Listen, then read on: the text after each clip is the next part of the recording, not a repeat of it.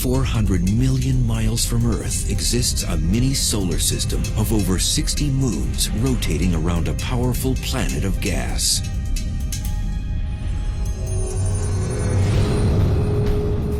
Its flowing colors and spots hold strange beauty, but contain violent storms and jet streams. Could this big, bright ball of weather have been the Star of Bethlehem? Could one of its moons harbor life beneath its icy crust? We expect that branches of life will exist on Europa just simply because water is the key feature. I want to go ice fishing on Europa. Cut a hole, put a submersible, look around, see if anything swims up to the camera lens and licks the camera. That's what I want to do. And does our own planet owe its survival to this massive cosmic magnet? Jupiter, the giant planet.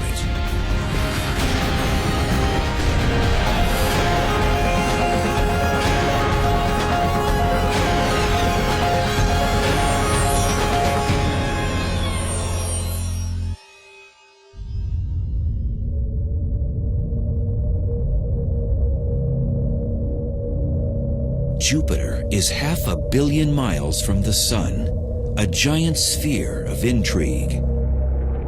This churning ball of gas may look like an artist's rendering, but it's the real thing. Jupiter has the most exotic weather patterns we've ever seen in the solar system. Jupiter is 84% hydrogen and almost 14% helium, the two lightest and most abundant elements in the universe, rolled into a mammoth mass. This thing is 11 times the diameter of Earth, and you could take 1,000 Earths and stuff them inside Jupiter comfortably. Jupiter really is the lord of the solar system. You know, about 70% of the mass in all the planets is in Jupiter. If you're talking about planets, Jupiter is the big boy in the block, and it really does rule the roost. Jupiter is the largest planet in the solar system, visible to the naked eye.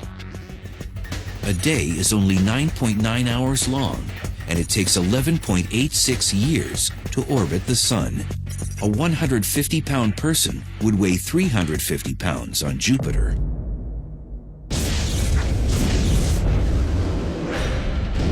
There are thunderclouds made of ammonia, sulfur, and water. Exploring Jupiter would be NASA's most daring mission to date. It's a hostile place with temperature extremes from frigid to fiery.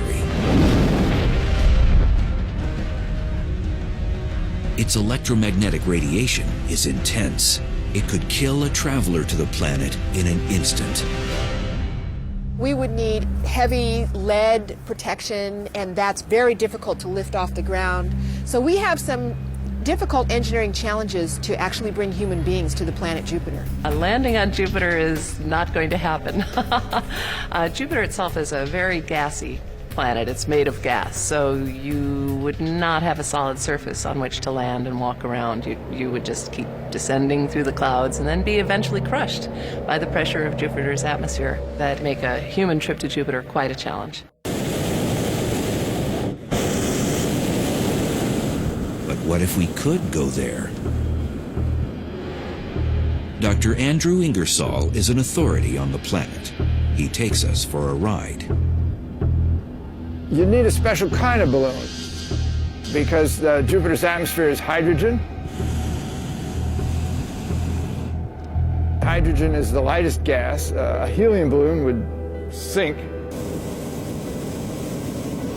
So the only thing that'll float in a cold hydrogen atmosphere is hot hydrogen.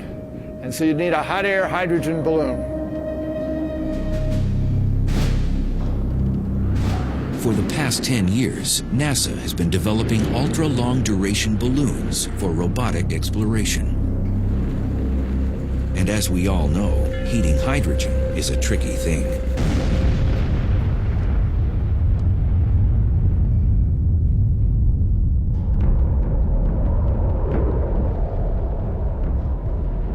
But just how this behemoth was born is a puzzle. The formation of Jupiter is the greatest mystery associated with the planet. Some believe Jupiter may have been a failed star. Like the Sun, it had the right ingredients, hydrogen and helium, but not enough mass to create the internal pressure and temperature necessary to have nuclear fusion. So it became a planet instead.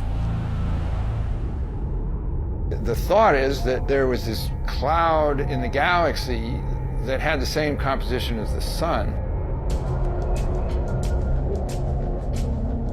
And it collapsed under its own gravity, and some stuff was left behind, and that stuff became the planets. And the majority of that stuff became Jupiter, and the rest of it, of course, went into the Sun, and then there were a couple of little tiny leftovers like Earth.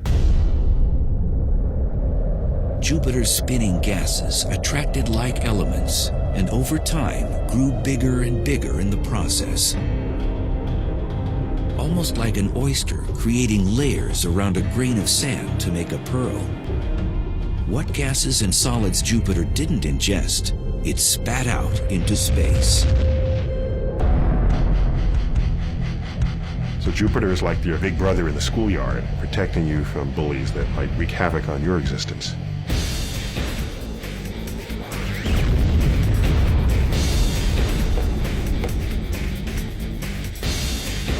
I tend to think of it as more of the cosmic frisbee guy.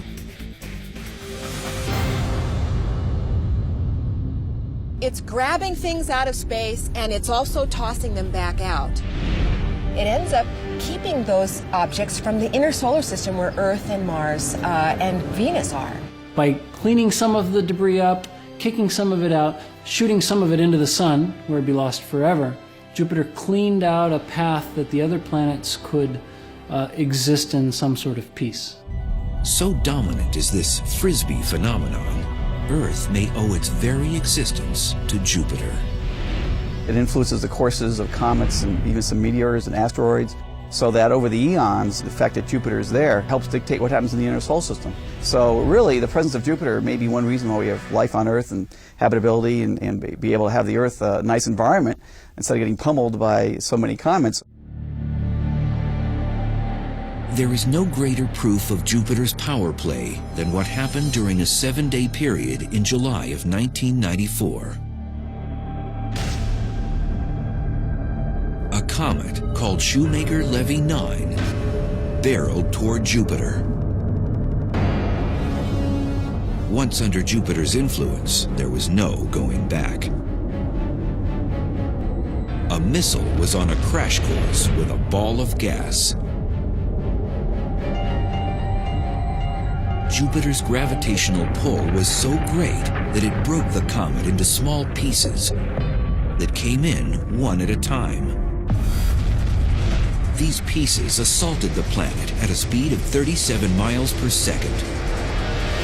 When you have a missile going at supersonic speeds, you get a shock. You can see sort of clouds of material being jetted up from beneath where it landed. One of the fireballs generated by the collision with Jupiter's atmosphere flared 1,800 miles into space.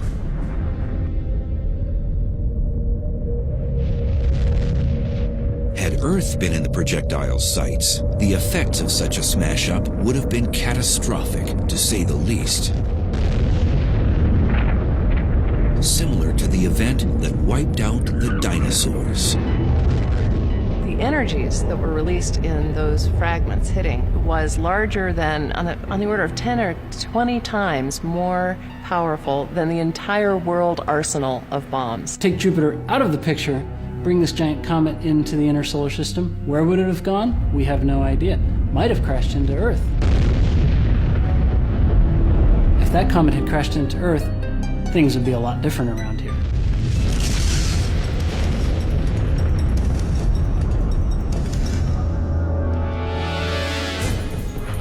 The experts believe that comet strikes on Jupiter may be 8,000 times more frequent than those on Earth, thanks to the Frisbee effect.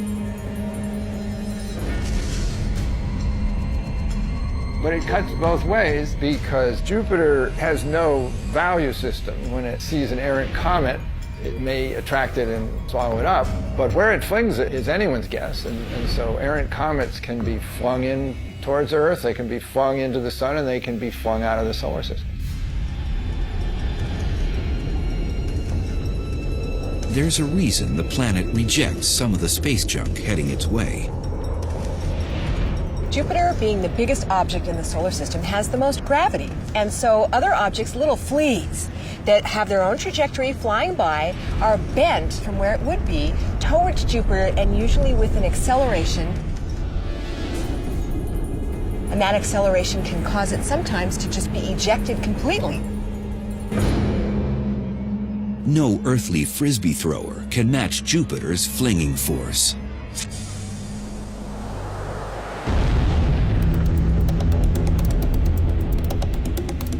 It is much faster than any bullet ever known. It rejects things at a rate of 30 miles per second.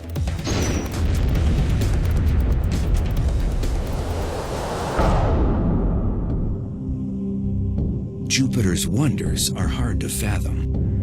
They've captivated man for centuries.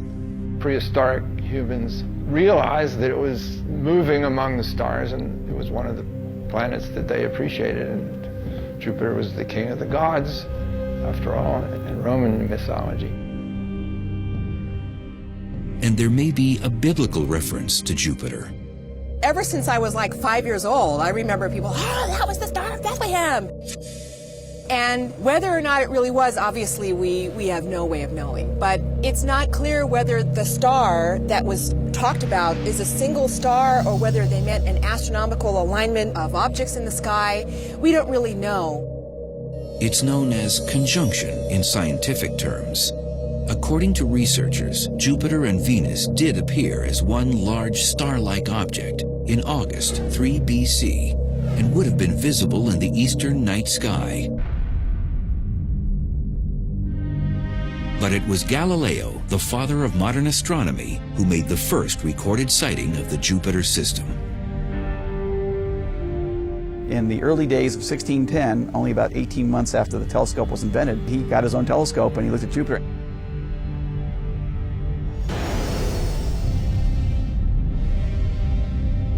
In 1665, Jupiter's most fascinating feature was discovered. Its giant red eye was actually the eye of an enormous storm, unlike any experienced on Earth.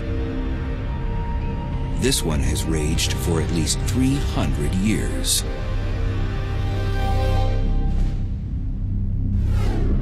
This weather disturbance is a meteorologist's dream. Jupiter's great red spot is truly huge. You could take Earth and fillet it out and it wouldn't even really cover the spot. This storm is the hugest storm in the solar system. Just to give you a feeling about it, it's about 12,000 miles. And the Earth is only 8,000 miles wide. And the winds blow quite fast around the edge, but it's calm in the center. It's not like a hurricane, which has an eye and very fast, turbulent winds in the center. The red spot is rather calm. If you were in a balloon, it might be a pleasant ride, as long as you avoided the small-scale stuff like the thunderstorms and the turbulent places. Even though you'd be going very fast, it might be quite calm. Fast as in 350 miles an hour. The fastest wind ever recorded here on Earth was 231 miles an hour. But is it an Earth-like storm? It's a giant collection of clouds roiling around, lightning going on. So we can only model and imagine what kind of precipitation, but condensation in the form of condensed vapor of various gases. This famous red spot is a high-pressure system that can take 10 days to complete a rotation. It's really a backwards hurricane. It's called an anticyclone. That's the name for it. So it goes backwards from the direction of a typical hurricane.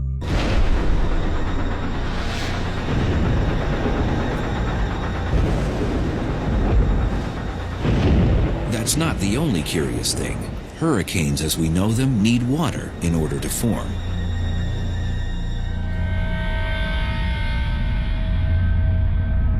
There's no water engine in the red spot. This never-ending weather system is feeding on something else. But what?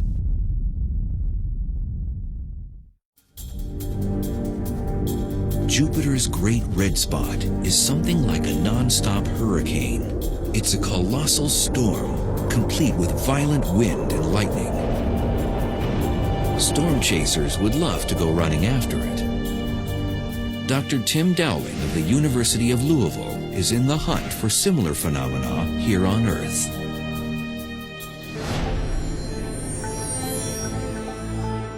The red spot is, think of it as a huge extra lens or egg shape of mass. It's just an enormous thing. It sort of quiets down the fluid. It presses it down into the hotter interior so you don't get thunderstorms. But if you go on the edge of the red spot, especially northwest, you get some of the most horrific thunderstorms you're going to find on the Jupiter. The spot doesn't have an eye, and it isn't fueled by water. There's no ocean over which it forms. What then keeps it going and going?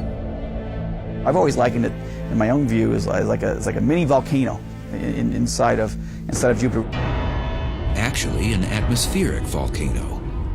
Dr. Baines believes that warmer gases rise from heat deep within the planet. While trying to escape, they create a vortex. So, for some reason, I believe there's extra energy right there. But it's just a theory. Science is left without answers to that question and others. Current theories cannot quite explain why the spot is so well formed and why it stays in one place. The plot thickened over the years as scientists learned even more. It became a deeper mystery because instead of everything just sort of smoothly going around the red spot, we saw this turbulence, and there were smaller scale structures that would come and go every day, and it was chaotic and turbulent, and yet the red spot just existed and sailed on. Jupiter's storms aren't limited to the Great Red Spot. Cloud decks 3 layers thick hover and cover the planet.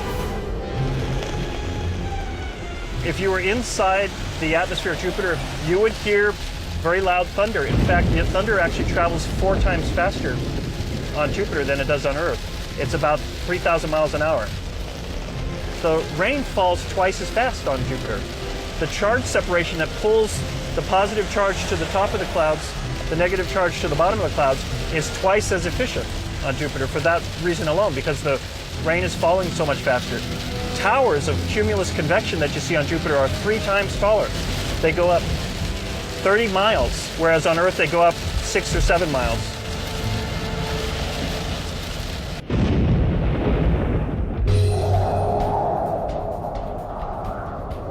It would be impossible to survive within the Great Red Spot with its 350-mile-an-hour winds.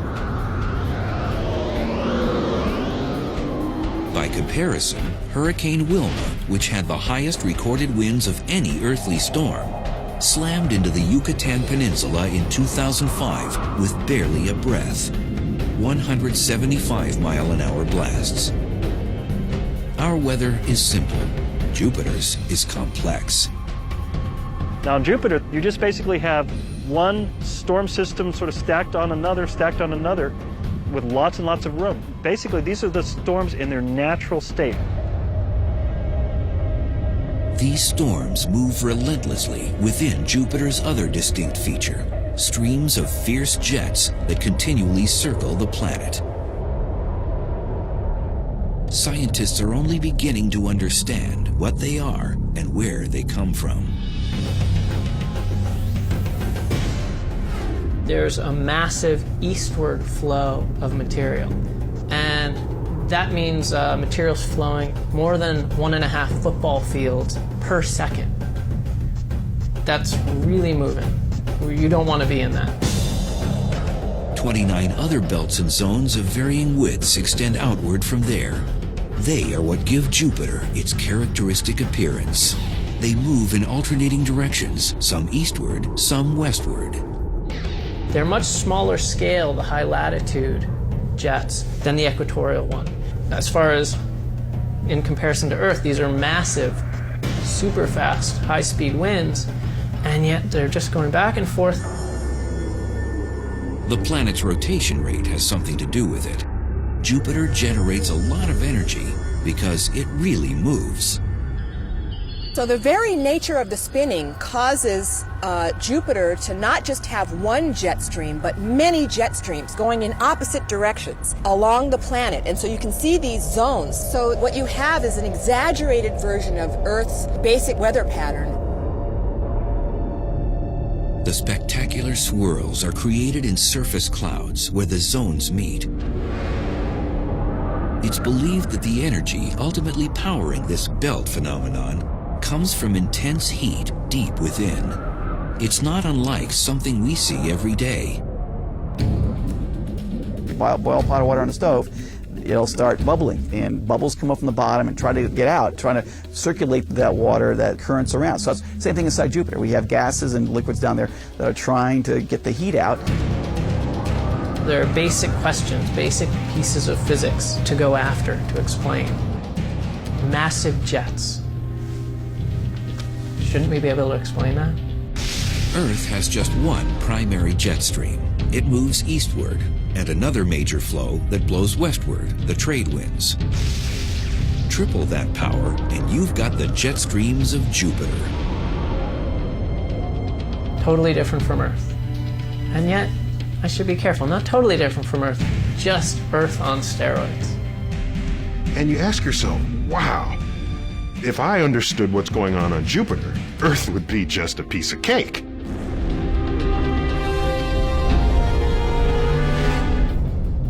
Jupiter's mysteries aren't limited to the planet itself. Some of its most intriguing elements are circling around it. Jupiter's got several dozen moons that are big enough to be seen. It's probably got a lot more that are too small to be seen with current technology, and no doubt in coming years more will be discovered. Some of the moons are almost the size of some planets. So really Jupiter is its own little solar system. Thanks to its incredible gravitational pull, it's sucked in asteroids along with other space debris. For the most part, there is order, but there are some erratic moons in orbit around Jupiter. It's managed chaos. You can imagine a bunch of runners in a track and their lanes that each runner stays in. They won't collide. It's kind of how celestial mechanics.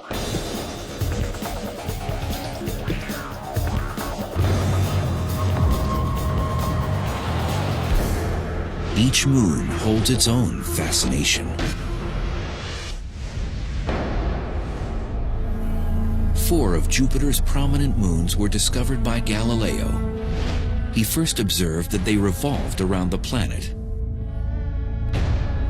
They are named for Jupiter, the god's lovers.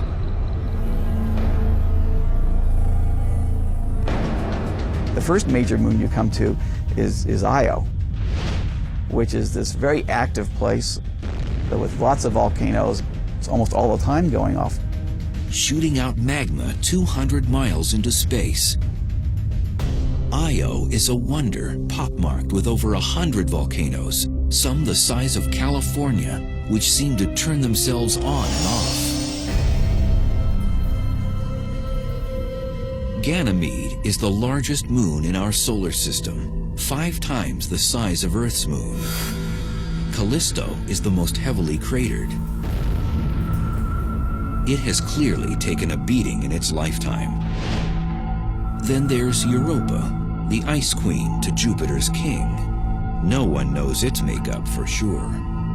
It looks like a cracked egg. It really looks like the whole thing had liquid water on it at some time. It froze and it cracked. And we believe that these patterns are due to tidal forces that crack it.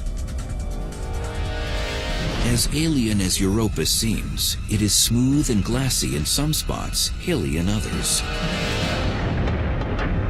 In fact, it is remarkably similar to one of Earth's frozen wonderlands. There is a lake in Antarctica called Lake Vostok that scientists think is an analogy to what we see in Europa. Antarctica has a huge thick ice crust, and underneath there is this liquid lake, and we think that this may be very similar to the water ice underneath the surface that we see on Europa.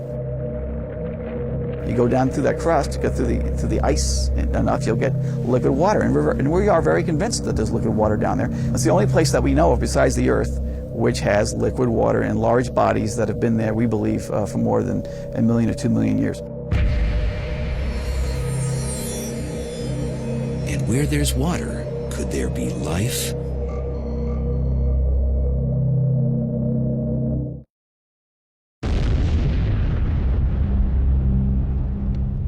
Jupiter's moon Europa is bursting with secrets. It may even have warm thermal vents deep below its frozen crust.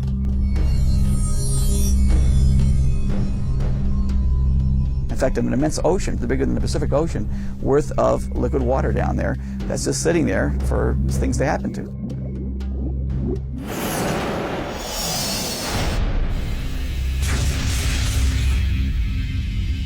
The presence of water means one thing. We may not be alone. I want to go ice fishing on Europa. Cut a hole, put a submersible, look around, see if anything swims up to the camera lens and licks the camera. That's what I want to do.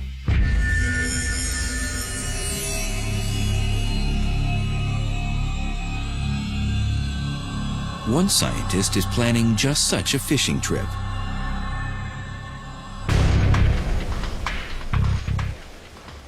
At this outdoor lab near Austin, Texas, hopes are hanging on a little robot. This is designed for exploration in unknown territory, completely unknown territory, and the search for biological life. It's a deep phreatic thermal explorer, or Depth X for short. Its proving ground right now is a local quarry. And there are big plans for its future. If everything went according to plan, you would launch around 2016. It would be at Europa by 2018, and by 2019, for certain, we know whether there's life off Earth. That's the game. Depth X is the brainchild of engineer Bill Stone. He and a team of scientists have staked their reputations on it. They've spent 6 years developing the concept and building the prototype. It's part of an ambitious project that would see it carried into space, sent through 6 miles of ice, and into Europa's ocean.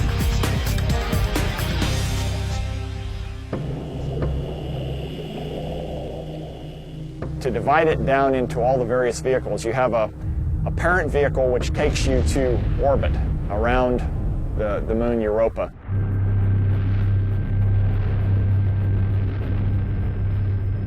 There will be a lander. It'll land on the ice. Then there's a second stage of the lander which melts its way through 3 to 5 kilometers of ice cap, and then at that point you kick out the third stage.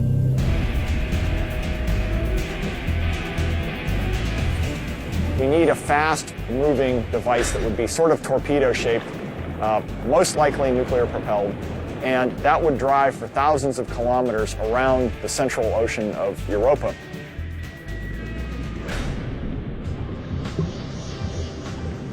Is that really feasible? NASA thinks so. The space agency is on board with money and its blessing, an investment in the search for life.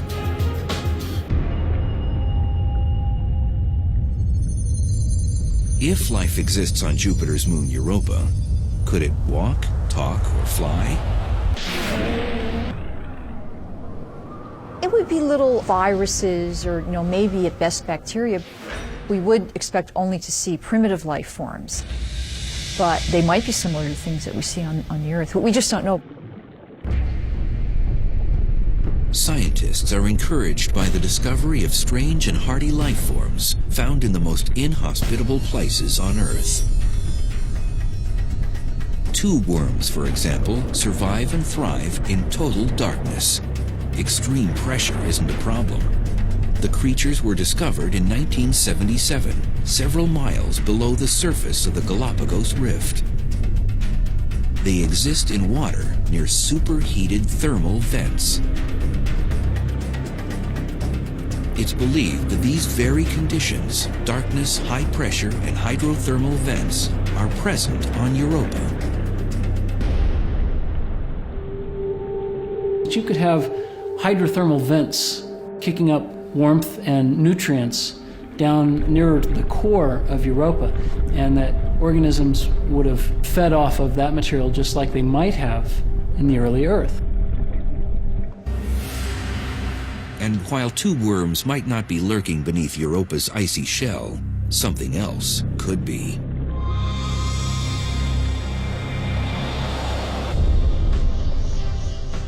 Its microbial life is the bulk of life on Earth.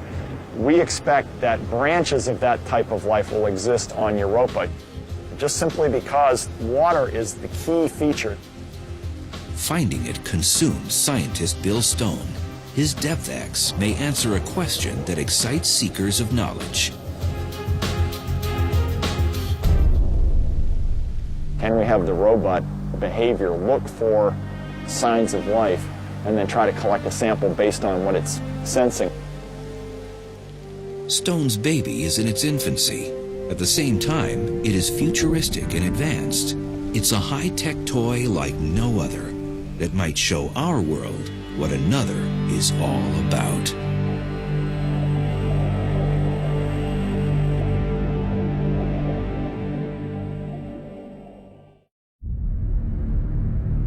Our first contact with extraterrestrial life may be on Jupiter's moon, Europa.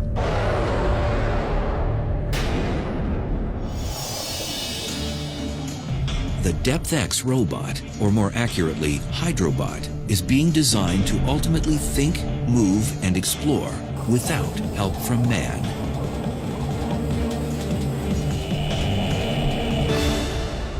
And that is all to be done by the robot itself. We're not going to be guiding it to do that.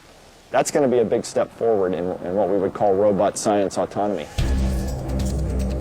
It's a real-life HAL, the star of a new space odyssey. Where it's literally hit a button and let it dive below the surface, and we won't see it again until it tells us what's down there. DepthX will be able to extract and analyze samples on its own as it navigates the ocean. This little tube you see down here will pull in water samples and store them in 1-liter bags. We have 5 of them on board. But before it does that, it actually powers through a series of micro pumps over here on the left and brings it into an onboard microscope. And that microscope will take images of what's in the water down to about 5 microns. So we can see most of the typical types of microbial life from 5 to 200 microns on screen. The robot will use that to discriminate to determine if there's life and then grab a sample. DepthX and its systems must be made smaller to work in space. And it still must pass trials under ice flows. We are testing this in Antarctica to make sure it all works totally under ice. The question of life on Europa is probably the big unknown, because that would change our whole view of the universe, basically. I mean, if this little moon sitting out there in this hostile environment of Jupiter can have life form on it, that means that probably tells us that life is almost everywhere. The science is there. I mean, I think searching for life is one of the most compelling things that we can do as not only scientists, but as a race, as human beings. It's a giant leap, and not just for mankind. No, for robot kind.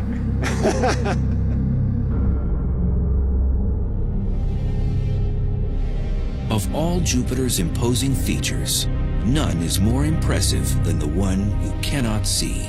It's bigger by far than the Great Red Spot, more dynamic than the bands of jet streams, and as lethal as any killer known to man. You have one of the most powerful radiation environments in the solar system, aside from the sun.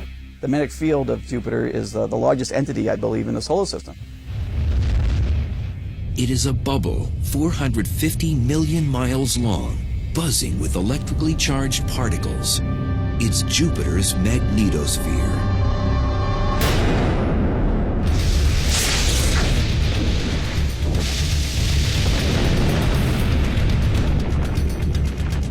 The sun's sitting here putting out the solar wind, and the solar wind is charged particles of protons and electrons. These particles flow along at 1 million miles an hour. And Jupiter basically captures these protons, electrons, all these charged particles like electrical currents, and it has it then in the space circling around Jupiter. No word in the English language accurately conveys the enormity of this phenomenon. The magnetosphere of Jupiter is the biggest object in the solar system. It's a lot bigger than the sun.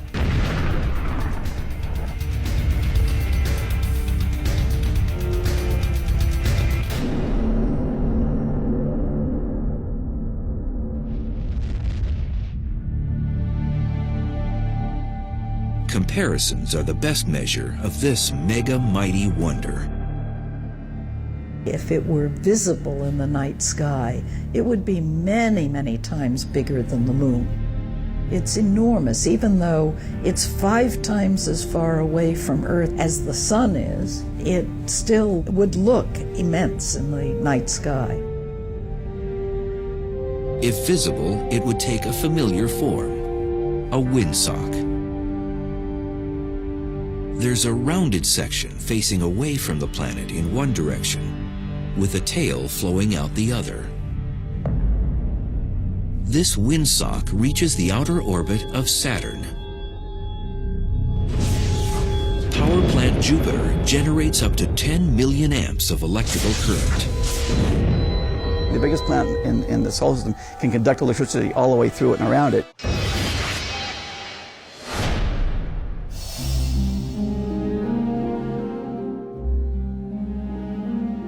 This conductivity creates a phenomenon we can see when the excited charged particles escape. Jupiter has auroras because when those particles leak in and crash into the upper atmosphere, it glows, and just as Earth has auroras.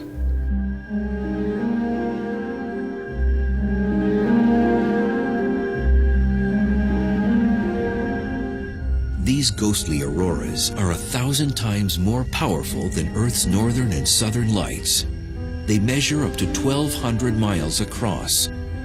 If you could stand under them, they'd fill the entire sky, moving at lightning speed, 10,000 miles an hour. Jupiter's magnetic field is a monster, and it roars. In fact, it's speaking to us right now.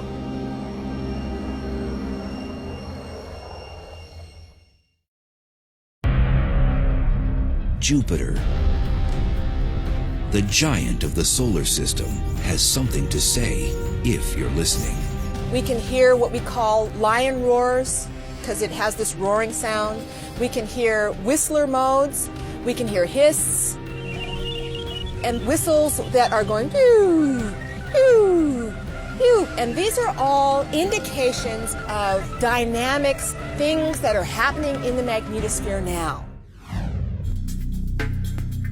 If you find yourself driving on a dark desert highway, your AM radio might just tune in to the strange sounds of Jupiter's magnetosphere.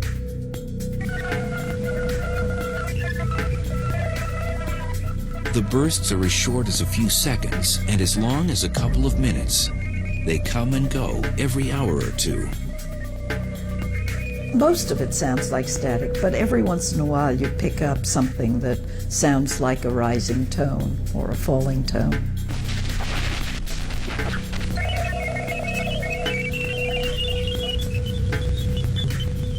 Some listeners have described audio spasms that sound like woodpeckers or waves crashing on the beach. The noise is disturbing.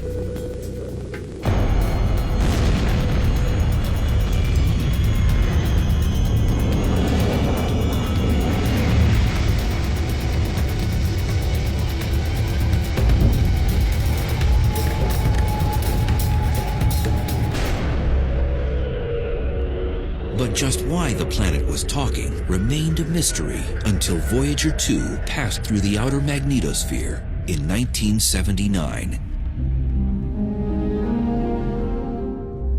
Nobody really understood for a long time how those signals were generated. So that was one of the things that was on my mind when I got interested in Jupiter. What in the world was going on with these radio emissions?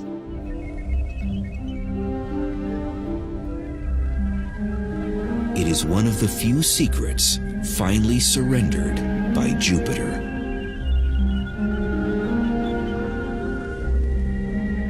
And that answered some questions, but it raised new ones. And I think that's the way it should be. If you don't have questions, it gets kind of boring and dull. So I think that the fact that the planets don't give up their secrets easily, or the universe doesn't, that's part of the game. It's what makes it interesting. Jupiter keeps astounding and confounding scientists. One surprise came in 1979 when it was discovered that Jupiter has a ring. It's nothing on the order of Saturn's. Still, it's another feature that fascinates.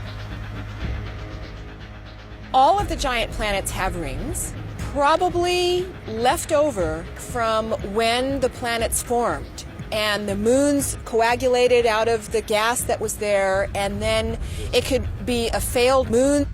So Jupiter's ring comes from material being knocked off of one of the interior moons. So it's dust that's collected from material that's coming in from outside moons. The ring is slowly growing as new material flows into it. And there's a whole other side to the planet that remains a mystery. Why do these storm spots keep forming? There's the dark spot, for example. Glimpses of it were first spied in 1997. It appeared to be a huge, ominous cloud, twice the size of Earth, hovering above Jupiter's North Pole. There's a host of other spots, too. There are other sort of smaller cousins that have come and gone. There were 3 ovals about half or a third the size of the red spot. And they sort of occupied the same latitude band in the southern hemisphere. And they'd been around since the 1930s. And amateur astronomers saw them form. And they were around till the late 90s. And 2 of them merged with each other. And then the remaining 2 merged, and now there's 1. And it keeps transforming. It turned red about 6 months ago, and now we're calling it the little red spot because it turned color. Now, why did it turn color is a big question. So there's chemistry going on, or some type of extra dynamics that's going on that just kicked in, and we need to start studying that.